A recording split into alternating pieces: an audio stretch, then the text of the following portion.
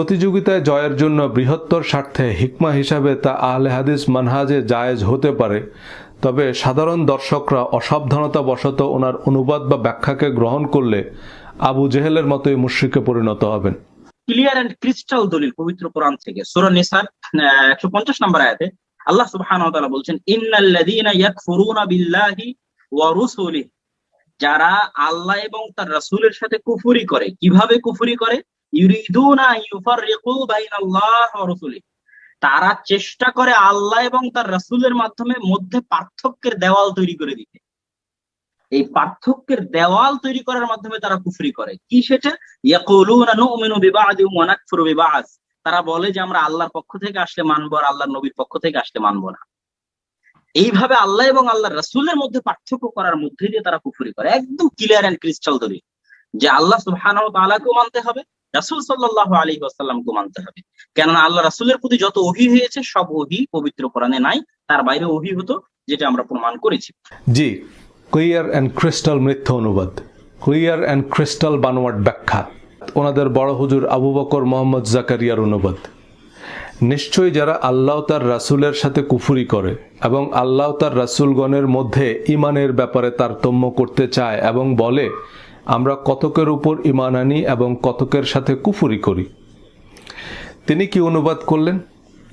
তারা আল্লাহ তার রাসূলের সাথে কুফরি করে। রুসুলিহি মানে রাসূলগণ, প্লুরাল, বাংলায়ও লেখা আছে রাসূলগণ।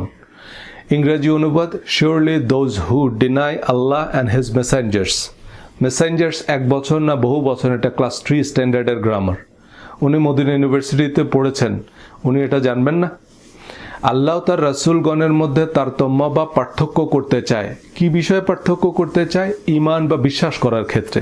অর্থাৎ আল্লাহকে বিশ্বাস করে কিন্তু নবীদের বিশ্বাস করে না, এবং বলে আমরা কতকের উপর ঈমান আনি এবং কতককে অস্বীকার করি। অর্থাৎ কয়েকজন নবীকে বিশ্বাস করে, কয়েকজনকে করে না। ইংরেজিতেও লেখা আছে, saying we believe in some and disbelieve in others. কিন্তু শায়খ আব্দুল্লাহ ওয়ায়াকুলুনা নুমিনু বিবাদি ওয়া নাকফুরু বিবাদি এর অনুবাদ করলেন, হুকুম প্রণেতা বা স্বাধীন বিধানদাতা হিসাবে আল্লাহ তার রাসূলের মধ্যে পার্থক্য করাকে কুফরি বলেছেন। যে তারা বলে আমরা আল্লাহর পক্ষ থেকে আসলে মানব, নবীর পক্ষ থেকে আসলে মানব না, বা আল্লাহর হুকুম মানি, নবীর হুকুম মানি না। এমন কোনো কথা তো এই আয়াতে নাই। পৃথিবীর কোনো তাফসীরকারক এই আয়াতের এহেন অর্থ করেনি। কি সাংঘাতিক কথা! বিধান দেওয়ার ক্ষেত্রে আল্লাহ তার রাসূলকে সমকক্ষ মনে করলে তো সে আবু লাহাবের মতোই মুশরিক। ওয়ায়াকুলুনা নুমিনু বিবাদি ওয়া নাকফুরু বিবাদি, মানে তারা বলে আমরা কয়েকজনের প্রতি ঈমান এনেছি এবং কয়েকজনকে অস্বীকার করছি। এর মানে নবীদের কয়েকজন। যেমন ইহুদিরা প্রায় সকল নবীকেই বিশ্বাস করে কিন্তু হযরত ঈসা আলাইহিস সালাম এবং হযরত মুহাম্মদ সাল্লাল্লাহু আলাইহি সাল্লামকে মানে না। কোরআনে সকল নবীদের উপর অভিন্ন বিশ্বাসের শর্ত আরোপ করা হয়েছে, যেটা সূরা বাকারা 285 নম্বর ঈমানের আয়াতে বলা হয়েছে, কুল্লুন আমানা বিল্লাহি ওয়া মালাইকাতিহি ওয়া কুতুবিহি ওয়া রাসূলিহি লা নুফাররিকু বাইনা আহাদিম মির রাসূলিহি। প্রত্যেকেই ঈমান এনেছে আল্লাহর উপর, তার ফেরেশতাকুল, কিতাবসমূহ এবং তার রাসূলগণের উপর। আমরা তার রাসূলগণের কারো মধ্যে তারতম্য করি না। বলা হয়েছে লা নুফাররিকু বাইনা আহাদিম মির রাসূলিহি, আমরা আল্লাহর রাসূলগণের মধ্যে কোনো পার্থক্য করি না। সূরা আল ইমরানের 84 নম্বর ঈমানের আয়াত, বলো আমরা ঈমান এনেছি আল্লাহর প্রতি এবং যা নাজিল করা হয়েছে আমাদের উপর, আর যা নাজিল করা হয়েছে ইব্রাহিম, ইসমাইল, ইসহাক, ইয়াকুব ও তাদের সন্তানদের উপর, আর যা দেওয়া হয়েছে মূসা, ঈসা ও অন্যান্য নবীকে তাদের রবের পক্ষ থেকে। এরপরেই বলতে হবে লা নুফাররিকু বাইনা আহাদিম মিনহুম, আমরা তাদের কারো মধ্যে পার্থক্য করি না। অর্থাৎ নবীদের কারো মধ্যে পার্থক্য করি না। আল্লাহ তার সকল রাসূলকে রাসূল হিসাবে বিশ্বাস করতে হবে এবং নবীদের কারো মধ্যে কোনো পার্থক্য করা যাবে না। সকল নবীর উপর ঈমান আনতে হবে। সূরা নিসার পরের আয়াতেও একথাই বলা হয়েছে। আর যারা আল্লাহ তার রাসূলগণের প্রতি ঈমান এনেছে এবং তাদের একের সাথে অপরের পার্থক্য করেনি, কিন্তু তিনি অনুবাদ করলেন কি? যারা আল্লাহ তার রাসূলের প্রতি ঈমান আনে এবং তাদের মধ্যে কোনো পার্থক্য করে না। এখানেও রাসূলিহি অনুবাদ রাসূলগণ না বলে রাসূল সিঙ্গুলার অর্থ নিয়েছেন এবং আল্লাহ তার রাসূলের মধ্যে পার্থক্য না করাকে বুঝিয়েছেন।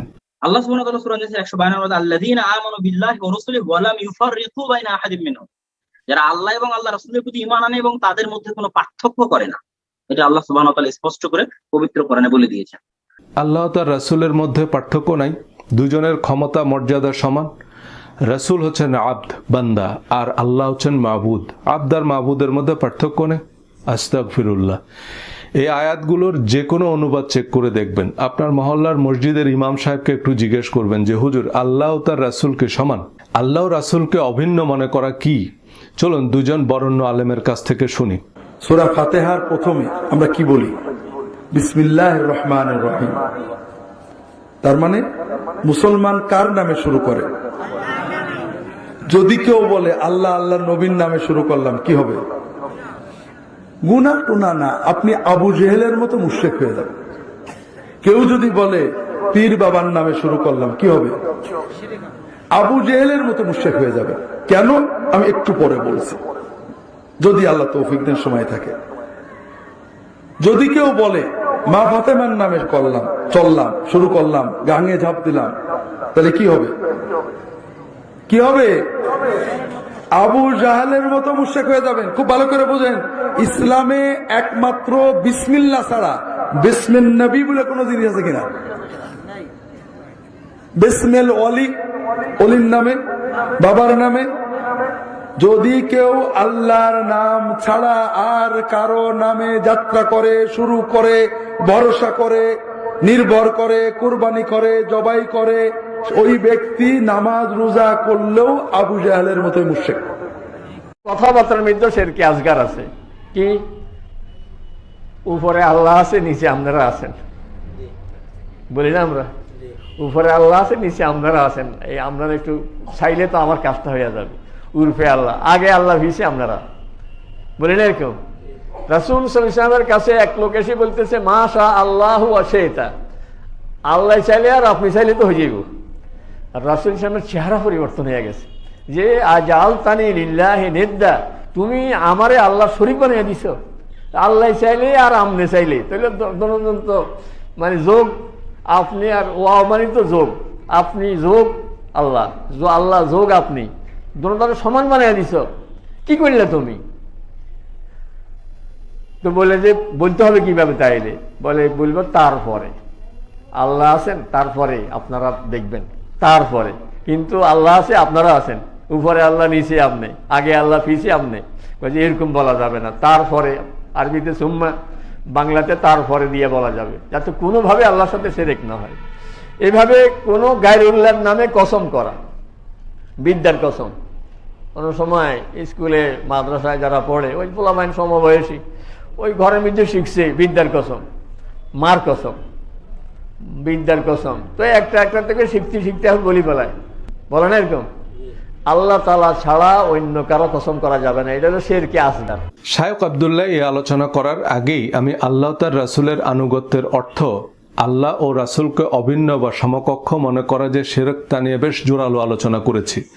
কিন্তু আমার কথা বোঝা তো দূরের কথা, শোনারও প্রয়োজন মনে করেননি। শায়খ তার পোশাকের সুবিধা এবং পঙ্গপালের সমর্থন নিয়ে মিথ্যা অনুবাদ ব্যাখ্যাই করে গেলেন। আমি আগেই উত্তর দিয়েছি, কিন্তু তিনি তারপরও স্ক্রিপ্ট পড়ে গেলেন। যেমন এই প্রশ্নের প্রতি উত্তর আমি আগেই দিয়েছি এবং তার সাথে বড় হুজুর জাকারিয়া সাহেবের একটা বক্তব্য বিশ্লেষণ করে দেখাবো। আগে আমার বক্তব্য শুনুন। আল্লাহ ও তার রাসূলের অনুসরণ বলতে কেউ যদি বুঝে যে আল্লাহ কিছু বিধান দিয়েছেন, নবীও কিছু বিধান দিয়েছেন, এবং আল্লাহর বিধানের মতো নবীর বিধানও মানতে হবে, তাহলে গুনাহ টুনা না, একেবারে আবু জাহেলের মতো মুশরিক সে। একদম, আমি একদম পরিষ্কার করে বলতেছি, আপনাকে রেফারেন্স দিয়ে বলতেছি, শুনেন। সূরা তাওবার 30 নম্বর আয়াত বলছে ওয়াকালাতিল ইয়াহুদা উজাইর ইবনুল্লাহ ওয়াকালাতিন নাসারা মাসিহ ইবনুল্লাহ, যে ইহুদিরা বলে উজাইর আল্লাহর পুত্র, নাসারারা বলে মাসিহ আল্লাহর পুত্র। এখন মাসিহ আল্লাহর নবী, উনি কি নিজেকে আল্লাহর পুত্র বলেছেন? অবশ্যই বলেননি, কিন্তু তার উম্মতরা তাকে আল্লাহর পুত্র বানিয়েছে অতি ভক্তির কারণে। যারা মুশরিক তারা কিন্তু কেউ ফেরাউনরে আল্লাহর সমকক্ষ বানায় নাই, কেউ কিন্তু নমরুদরে বিধান মানে না, সবাই কিন্তু নবীদের বিধান মানতে গিয়ে মুশরিক হয়েছে, নবীদেরকে তারা আল্লাহর সমকক্ষ বানাইছে। এরপরের আয়াতটা আমাদের সাথে একেবারে হুবহু মিলে, খাপের খাপ মিলে। এজন্য আমরা আয়াত বলি না ইত্তাখাযু আহবারাহুম ওয়া রুহবানাহুম আরবাবান মিন দুনিল্লাহি ওয়া মাসিহ ইবনে মারিয়াম, বলতেছে তারা তাদের পোপ, রাবাই এবং মরিয়ম পুত্র ঈসাকে রব বানিয়েছে আল্লাহকে ছেড়ে। এই জায়গায় শুধু নামগুলো চেঞ্জ করে দেন যে তারা তাদের মুহাদ্দিস, মুফাসসির এবং ফুকাহায়ে কেরাম এবং মুহাম্মদ ইবনে আব্দুল্লাহকে রব বানিয়েছে আল্লাহকে ছেড়ে। কিভাবে রব বানিয়েছে দেখেন, আপনি খ্রিস্টানদেরকে যদি বলেন যে আচ্ছা তোমাদের কিতাবে তো শুকর হারাম, তো খাও কেন? বলবে এটা মাসি হালাল করে দিয়ে গেছে। তাদেরকে যদি বলেন যে আচ্ছা মাসি তোমাদের কিতাবে এই করতে বলছে, করো না কেন? বলবে এগুলা মাসি বলছে, করা লাগে না। শুধু আপনি চার্চে গিয়ে রোববারে বলবেন ইয়া মাসি সালাম আলাইকা, মাসি আপনাকে কান্দে করে পুলসিরাত পার করে দিবে। এই কথাগুলো আমাদের বেলায় প্রযোজ্য। তা আমরা বলি কি যে এই 4টা আল্লাহ হালাল হারাম করছে, আর নবী 40টা হারাম করছে, আর ফুকাহায়ে কেরাম 400 জিনিস হারাম করছে। তার মানে ফুকাহায়ে কেরামেরও 400 জিনিস হারাম করার রাইট আছে। দেখেন এগুলা যে শিরক, আল্লাহ পরের আয়াতে বলতেছে ওয়ামা উমেরু ইল্লা লিয়াবুদু ইলাহান ওয়াহিদ, অথচ তাদেরকে আদেশ দেওয়া হয়েছে এক আল্লাহর ইবাদত করতে, কিন্তু তারা ইবাদত করে কাদের? তাদের রাবাইদের। আমরা ইবাদত করি আমাদের ফুকাহায়ে কেরামদের। এরপরে আল্লাহ কি বলছে? লা ইলাহা ইল্লা হুয়া, তিনি ছাড়া আর কোনো অথরিটি নাই, আর কারো হালাল হারামের বিধান দেওয়ার রাইট নাই। সুবহানাহু আম্মা ইউশরিকুন, তারা আমার সাথে যাদেরকে শরীক করে আমি তাদের থেকে পবিত্র, মানে কেউ আমার পার্টনার না। দেখেন এই মাসিহ সম্পর্কে কি বলছে, সূরা মায়েদার 75 নম্বর আয়াতে বলছে মাল মাসিহু ইবনু মারইয়াম ইল্লা রাসূল, যে মাসিহ রাসূল ছাড়া কিছুই না। রাসূলের বিধান দেওয়ার মানে কোনো এখতিয়ারই নেই তার, সে হচ্ছে আমার রাসূল, সে আমার বিধানটা মানুষের কাছে পৌঁছে দিবে। নিজ থেকে সে বিধান কিভাবে দিবে? মাসির সে ক্ষমতাই নেই। আকাদ খালাত মিন ক্বাবলিহির রাসূল, বলছে যে তার আগে বহু রাসূল গত হয়েছে। এটা আমাদের রাসূলের বেলায়ও প্রযোজ্য। বিধান দেওয়ার কোনো ক্ষমতা কোন রাসূলের নাই, বিধান একমাত্র আল্লাহর। ইনাল হুকমু ইল্লা লিল্লাহ, নবীর কাজ হচ্ছে সেটা মানুষের কাছে পৌঁছে দেয়। সো কেউ যদি মনে করেন যে নবী মানে আল্লাহর বিধানের বাইরে কোনো বিধান দিয়েছেন এবং সেগুলোকে আমরা আল্লাহর বিধানের মতো মানতে হবে, এটা নবীর নামে মিথ্যাচার, নবীর নামে আমরা অপবাদ দিচ্ছি, দিয়ে মানে এগুলো আমরা বানাইছি, আমরা কিছু বিধান বানায় সেটাকে নবীর নাম দিয়ে জাস্টিফাই করতেছি। কিন্তু নবী কোনো অবস্থাতেই আল্লাহর বিধানের বাইরে নিজে থেকে কোনো বিধান দিতে পারেন না, নবীজিকে সেই এখতিয়ার দেওয়া হয়নি, তাই না? সূরা তাহরিমের 1 নম্বর আয়াতে আপনি যদি দেখেন, সেখানে বলা হয়েছে ইয়া আইয়ুহান নাবিয়্যু, যে আল্লাহর নবীজিকে শোকজ করছে। ইয়া আইয়ুহান নাবিয়্যু, তাহরিম মানে হারাম, হারাম থেকে তাহরিম, প্রহিবিশন। আল্লাহ নবীকে ধমক দিচ্ছে যে ইয়া আইয়ুহান নাবিয়্যু লিমা তুহাররিমু মা আহাল্লাল্লাহু লাকা, যে হে নবী, আল্লাহ আপনার জন্য যেটা হালাল করেছে আপনি কেন তা নিজের জন্য হারাম করলেন? তাহলে নবীর স্ত্রীরা পছন্দ করতেন এমন একটা খাবার উনি নিজের জন্য হারাম করছে, আমাদের জন্য না। বলছে যে ঠিক আছে এটা আমার জন্য হারাম, সাথে সাথে আল্লাহ ধমক দিছে যে আল্লাহ যেটা আপনার জন্য হালাল করছে আপনি কেন সেটাকে হারাম বললেন? আপনাকে হারাম দেওয়া তো হালালকে হারাম বলা রাইট দেওয়া হয়নি। দেখেন যেখানে আমাদের জন্য 4টা খাবার হারাম করা হয়েছে, সেটা হচ্ছে কি যে সূরা নাহলের 116 নম্বর আয়াত, ইন্নামা হারামা আলাইকুমুল মাইতাতা ওয়াদ দাম ওয়া লাহমাল খিনজির ওয়া মা উহিল্লা লিগায়রিল্লাহি বিহি, এই 4টা জিনিস তোমাদের জন্য হারাম করা হয়েছে। এরপরেই বলছে যে তোমরা নিজেদের জিহ্বা দিয়ে বানানো মিথ্যার উপর নির্ভর করে আল্লাহর উপর মিথ্যারোপ করে বলো না যে এটা হালাল এবং এটা হারাম। তার মানে আল্লাহ যেটাকে হারাম বলেনি সেটাকে হারাম বলা হচ্ছে আল্লাহর উপর মিথ্যাচার। তো এটা যদি আপনি বলেন যে নবীজি হালালকে হারাম বলছে, তার মানে আপনি নবীজিকে তহমত দিচ্ছেন যে নবীজি আল্লাহর উপর মিথ্যারোপ করছে, এবং এটা একটা ভয়ঙ্কর অপবাদ নবীর উপরে। এটা নবী কোনোভাবেই আল্লাহর বিধান বহির্ভূত বিধান দিতে পারেন না। নবীজি আল্লাহর বিধানটাই নবীজি পৌঁছে দিয়েছেন। এই জন্য কুল আতিউল্লাহ ওয়ার রাসূল, আল্লাহ ও তার রাসূলের আনুগত্য করো, যেহেতু আল্লাহর বিধানটাই আল্লাহর কথাটাই নবীজির কথা। এই জন্য এটা নাউন প্রোনাউনের মতো ইন্টারচেঞ্জেবলি ব্যবহার হয়েছে, এটা আলাদা কোনো বিধান না। এবার জাকারিয়া সাহেবের ব্যাখ্যা শুনুন। আপনি দরবার খুলে বসেছেন, আপনি মানুষকে পার করে দিবেন, শুধু মুরিদ করতেছেন, মুরিদ হও জান্নাতে যাও, মুরিদ হও জান্নাতে যাও। ফাইজলাই ফাইছেন নাকি আপনি? এটা জান্নাতকে আপনার বাপের দিনের বাপের সম্পদ? আলহামদুলিল্লাহ। ওয়াল মাসিহ ইবনে মারইয়াম ওয়া মা উমিরু ইল্লা লিয়াবুদুল্লাহ মুখলিসিন লাহুদ্দিন। আল্লাহ তাআলা বলছেন তারা তাদের সংসার বিরোধী এবং দরবেশদেরকে, অর্থাৎ তাদের পীর সাহেবদেরকে এবং তাদের আলেমদেরকে তারা রব বানিয়ে নিয়েছে। এই কথা শোনার পরে আদি ইবনে হাতিম রাদিয়াল্লাহু আনহু তিনি বলেন যে ইয়া রাসূলুল্লাহ, আমি কয়দিন আগে খ্রিস্টান ধর্ম ছিলাম, আমি তো কখনো তাদেরকে রব বলি নাই, আপনি কিভাবে বলতে পারেন যে আমরা রব বানাই? রাসূলুল্লাহ সাল্লাল্লাহু আলাইহি ওয়াসাল্লাম বুঝিয়ে দিলেন, বললেন যে তারা যখন কোনো কিছু হালাল বলে তোমরা হালাল বলো না, তারা যখন কোনো কিছু হারাম বলে তোমরা সেটাকে হারাম বলো না? বলে হ্যাঁ বলি।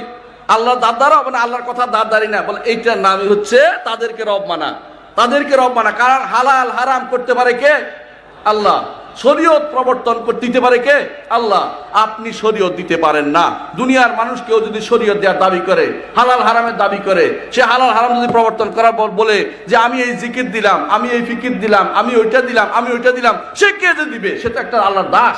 আল্লাহর দাস এগুলো দিতে পারে? সে কোনোদিন পারে না। যদি কেউ এটা মেনে নেয় কেউ, তখন তাকে আপনি রব মেনে নিয়েছেন। এই জন্য যারা এই হালাল হারামের পরে শিরিক করতেছে, অনেক মানুষ এরাও কুফরি করতেছে, হালাল হারাম মানে নিচ্ছে আরেকজনকে। উনি অন্যদের বোঝানোর সময় এই আয়াতের মর্মার্থ ঠিকই বুঝলেন, কিন্তু নিজের বেলাতে বুঝেন না। পীর আর শায়খের মধ্যে পার্থক্য কি? পীর শব্দটা কোরআন হাদিসে নাই, শায়খ শব্দটাও নেই, কিন্তু নিজের বেলায় মাসালা ভিন্ন। এক লোক হুজুরকে আগাম ফাতুয়া জিজ্ঞেস করছে যে হুজুর, ডাব চুরি করে খাইলে কি হবে? হুজুর বললেন গুনাহ, মস্ত বড় গুনাহ। এবার ওই লোক বলতেছে আপনার ছেলে আমার গাছের ডাব চুরি করে খাইছে। এবার হুজুর ছেলেরে বলতেছে কি বাবা তুমি চুরি করে ডাব খাইছো? ছেলে বলতেছে না আব্বা, ওটা তো ডাব না, জুনা হয়ে গেছে, মানে নারকেল হয়ে গেছে। হুজুর হেসে বললেন ও তাইলে তো সমস্যা নাই, জুনা খাইলে গুনাহ নাই। কেউ পীরকে খোদা বানিয়েছে, কেউ শায়ককে। শায়কের কথায় মরছে মারছে। পীর যেটাকে হালাল বা হারাম বলে, পীরের মুরিদরা সেটাকে হালাল বা হারাম হিসাবে মানে। একই কথা শায়কের বেলাতেও প্রযোজ্য। শায়ক যেটাকে সহি আকিদা বলেন, শায়কের শিষ্যরা সেটাকেই সহি আকিদা মনে করে। কিন্তু শায়কের হাফেজাহুল্লাহ জপ করা শিষ্যরা জানে না যে আকিদা শব্দটা কোরআন হাদিস তো দূরের কথা, ইসলামের প্রথম 400 বছরের সংকলিত কোনো আরবি অভিধানে নাই। আকিদা শব্দই তো সহি না, কোরআনে নাই, হাদিসে নাই, তো আকিদা শব্দই তো বেদাত। কোরআনে আল্লাহ ইমান বলছে, হাদিসেও কিতাবুল ইমান বা ইমান অধ্যায় আছে। সে কিতাবুল ইমান পড়লে ওনাদের সহি আকিদার দাগ খতিয়ান নম্বর কিছুই খুঁজে পাবেন না। কোথা থেকে ওনারা সহি আকিদার সার্টিফিকেট দেয় আর বড় বড় মুফাসসিরদের কুফরি আকিদার তহমত দেয়, তা কেবল ওনারাই বলতে পারবেন। আগামী পর্বে শায়ক কোরআনের আরও যেসব রেফারেন্স দিয়েছেন এবং তার যেসব মিথ্যা অনুবাদ ও ব্যাখ্যা দিয়েছেন শুধু নিজের মত প্রতিষ্ঠা করতে, তা দেখাবো। আমি সম্পূর্ণ ডিবেট ধারাবাহিকভাবে পর্যালোচনা করছি টিভি রিপ্লের মতো, যাতে রেফারেন্স ও যুক্তিগুলো আমরা আরও ভালোভাবে এক্সামিন করতে পারে। জোরালো আবেদন করলেই তা আউট নয়। স্লো মোশনে দেখলে বুঝবেন ওয়াইড নো বল করে হুদাই চিল্লায়। আগামী পর্বে আবার দেখা হবে। ধন্যবাদ। আসসালামু আলাইকুম।